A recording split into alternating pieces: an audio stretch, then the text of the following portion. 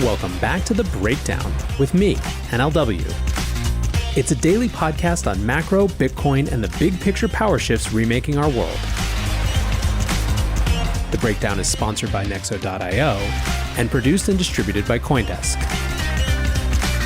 What's going on, guys? It is Saturday, January 30th, and that means it's time for the weekly recap. And this week, as you would imagine, it's all about Robinhood, Wall Street bets, GameStop, and the failure of unfree markets. Where we left off on Thursday was that Robinhood had shut down trading on the set of equities that were associated with the Wall Street bets community. More specifically, they had shut down the ability to buy those assets. You could still sell things like GameStop. Quick review now of this recent Wall Street bets strategy. There are two sides of the play. First, find some over-leveraged short seller focused on an underpriced stock and then buy the ever-loving crap out of that asset. Second, hold. Do not sell to the short sellers as they desperately try to cover their shorts as the price of the asset rises. Going back to Robinhood then, they didn't just halt trading entirely. That would have been one thing. Still a pretty serious thing, but different than what actually happened.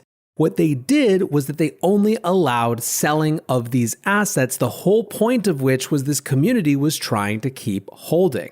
It was nearly impossible for anyone watching, frankly quite reasonably, to see this as something other than an attempt to tank the market for these specific assets. Unsurprisingly then, people asked what was the logic behind this, or more specifically, who was behind it. Justin Kan, the founder of Twitch, sent out a very incendiary tweet that said, "Just got a tip that Citadel reloaded their shorts before they told Robinhood to stop trading GME. If this is true, Ken Griffin and the Robinhood founder should be in jail. This is class warfare." This morning, he followed up that tweet with this: "I was sent a cease and desist and have decided to take my last tweet down. But Wall Street Bets users should ask for the following in the hearings.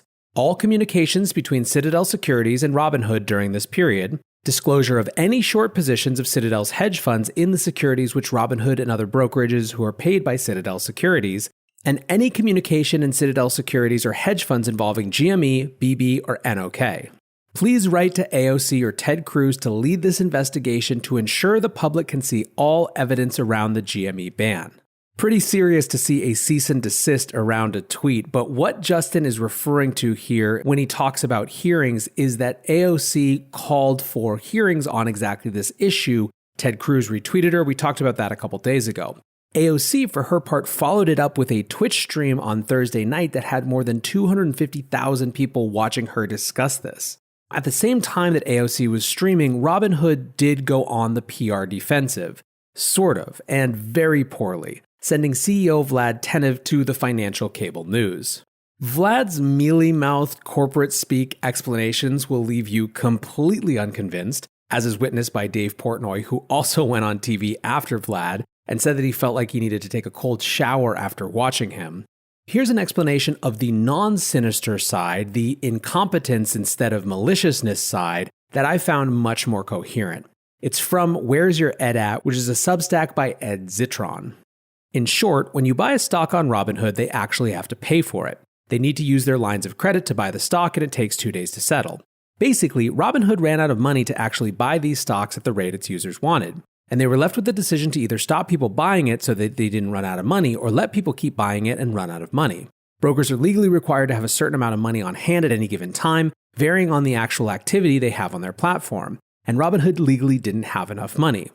Now, I ain't no communications guru, but this is a moment where Robinhood clearly knew they were up shit's creek and could have educated the market. Of course, I imagine they may not have wanted to say this publicly because it would have made them look bad, but I'd say they look far worse shutting off trading with a vague explanation.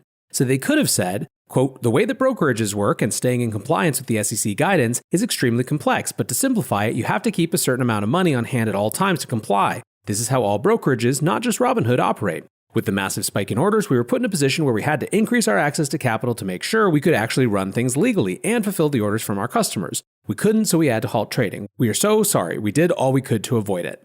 John Gruber picked up this thread on his Daring Fireball blog. He wrote a post called "Robinhood needed emergency $1 billion cash injection yet remains underfunded." He references an article from the New York Times that reported that Robinhood drew on a line of credit from 6 banks amounting to between $500 million and $600 million to meet higher margin or lending requirements. This is from the New York Times article. Robinhood contacted several of its investors, including the venture capital firms Sequoia Capital and Ribbit Capital, who came together on Thursday night to offer the emergency funding. And here's Gruber's interpretation. Basically, Robinhood blew it by not being honest about this. They should have just come clean and explained that they were short of cash to cover all the action on these stocks. But because they were embarrassed to appear insolvent, they destroyed their ethical reputation instead. And now it's come out that they were in over their heads financially anyway. Even today, Robinhood is not even close to allowing users to trade GameStop freely. It's a complete clown show. Now, even if you accept that this version of the story versus some malign Citadel on the phone telling them that they had to stop version of the story is true, you can say that this was a colossal screw-up by Robinhood that had the net effect of benefiting the big players over the small investors that their whole mission is purported to help. There's also still the question of why the hell they didn't turn off trading altogether, from that same Where's Your Ed at piece. The truth is that even letting people trade it again today didn't stop people losing money. By switching it to sell only, you're sending a direct signal to the market. You're saying the stock is done for, we're not going to let people buy it, so why keep it? In some ways, I honestly think that adding it back in a day later is more harmful. If it could come back so quickly, why did you remove it in the first place other than to cut its rally? This sentiment was echoed by Ro Khanna, who retweeted Chris Cuomo's interview with Vlad Tenev and said, Chris Cuomo did a good job but need follow-ups. 1. Why restrict only buying but not selling? 2. Why restrict buyers who want to buy in cash with no margins? 3. If preventing liquidity issues, why restrict these few stocks as opposed to exploring other finance options? Did Robinhood have money lent or used to cover short sellers? If so, admit that you made a bet that put you in liquidity danger and made a decision to hurt your buyers to prevent consequences of your inability to cover your loss. If not, what deposits were you afraid of losing? You say it was a preventative decision and you didn't have a liquidity issue. But did you fear having liquidity issues in the future? If so, did you explore every other option for raising funds given the size of your company and thousands of stock trades before restricting buying?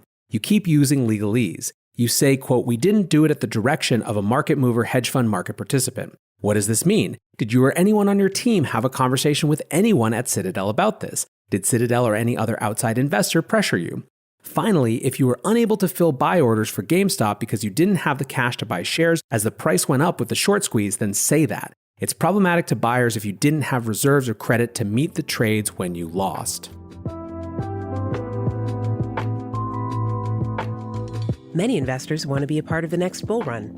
Others seek to build their dream home, finally launch that startup, or fund their education. Try Nexo's instant crypto credit lines and borrow against any major cryptocurrency with no minimum or maximum withdrawal amounts, no fees whatsoever, no credit checks, and flexible repayment. Not to mention the APR starts at just 5.9%. Stay on top of your investment game with Nexo.io. And remember, it's your crypto, your credit, your choice. Get started at Nexo.io. Now, it just came out that the Texas Attorney General has issued a CID, a civil investigation demand, to Robinhood, to Discord, who deplatformed Wall Street Bets recently, and Citadel. So this story is going to continue. It should also be noted that apparently a ton of Robinhood employees were not happy at all about this. It made it into the news, it made it to Wall Street Bets, and even friends that I know who used to work there said that their former colleagues reported to them that it was absolutely nightmarish. Let's turn to Wall Street Bets' side and what's been happening there. Dave Portnoy has continued to be a champion for the community. He tweeted earlier, the thing that drives myself and so many people nuts is this belief that when this is over, guys like Ken Griffin from Citadel, Gabe Plotkin from Melvin, Steve Cohen, and Vlad will be at some secret country club laughing at all of us. And deep down, we know we're right. There remains an epic battle around GameStop. GameStop's short interest remains at $11.2 billion. It still has a 112% short ratio. In the last 24 hours, the price has ranged from $123 to $494. Currently, it's at around $325. Robinhood has turned back on buying, but it's very limited, down to 1 share from 5 shares when it opened. Others like AMC are also going down. You can currently buy 10 shares of AMC on Robinhood, down from 115 at the open. Now, if you look to the forum itself, their main advice is well-trodden territory for Bitcoiners: HODL. In a post called Why This Weekend Is So Crucial, Hold Until You Die says, I know it's Friday and some of you short-term monkey brains are thinking about bailing on your brothers. Your paper hands are beginning to cramp up. I get it, but we cannot sell. There are still massive amounts of shorts on GME, still well over 113% of total shares floated. Some old shorts have gotten out, but many new shorts have taken their place in the last couple of days, hoping that GME will die out. Here's the key part. They are literally praying for us to sell our shares and end this entire thing today. They are hoping that they can make their money back at our expense, because every single day that they hold, their short position is costing them billions of dollars collectively. Billions a day. All we need to do is hold. That's it. We will cost them so much money today, next Monday, Tuesday, Wednesday, Thursday, and on and on. Soon enough, they won't be able to pay the cost of their shorts, or it just won't be worth the cost anymore, and they will eventually have to bail. That is going to be the squeeze. Once the costs keep adding up, they will start to bail and the rest will follow. We must stay strong. Don't forget what they have done to us. It's a game of chicken and whoever blinks first loses. Now, alongside this, they are pissed at Jim Cramer, who basically went on his show and said that you've won, take the home run. And of course, I'm also seeing a lot of posts that are basically them returning to this David versus Goliath. One post says, I'm holding for the little guy who could only muster $50 on this and it being a big risk for them. I'm holding for the parents who got fucked by these assholes in '08. I'm holding because it's money I'm not scared to lose. I'm holding for the bag holder at $370. I'm holding for the working class. I really like this stock and this is not financial advice. Another post referenced that same parent thing. It was called This Is For You, Dad. I remember when the housing collapse sent a torpedo through my family. My father's concrete company collapsed almost overnight. My father lost his home. My uncle lost his home. I remember my brother helping my father count pocket change on our kitchen table. That was all the money we had left in the world. While this was happening in my home, I saw hedge funders literally drinking champagne as they looked down on the Occupy Wall Street protesters. I will never forget that. My father never recovered from that blow. He fell deeper and deeper into alcoholism and exists now as a shell of his former self, waiting for death. This is all the money I have, and I'd rather lose it all than give them what they need to destroy me. Taking money from me won't hurt me because I don't value it at all. I'll burn it all down just to spite them. This is for you, Dad. This conversation just continues to get bigger. Jon Stewart literally joined Twitter to talk about this. He said in his first tweet, "This is bullshit. The Redditors aren't cheating. They're joining a party Wall Street insiders have been enjoying for years. Don't shut them down, maybe sue them for copyright infringement instead. We've learned nothing from 2008. The SEC also made a statement. And while there's a bunch of standard things that you might expect, the line that I took notice of was this: the commission will closely review actions taken by regulated entities that may disadvantage investors or otherwise unduly inhibit their ability to trade certain securities. So it sounds like they're kind of on the AOC side of these questions. Elizabeth Warren is making it an issue, clearly setting up a fight against the SEC. It's sort of hard to tell whether she's accusing WSB of market manipulation or billionaires of market manipulation or everyone of market manipulation, but it's clear that she's going to make this an issue. Finally, Representative Patrick McHenry, who you may remember from the Libra hearings when he spoke eloquently about Satoshi's innovation and Bitcoin, went on Squawk Box and had this to say.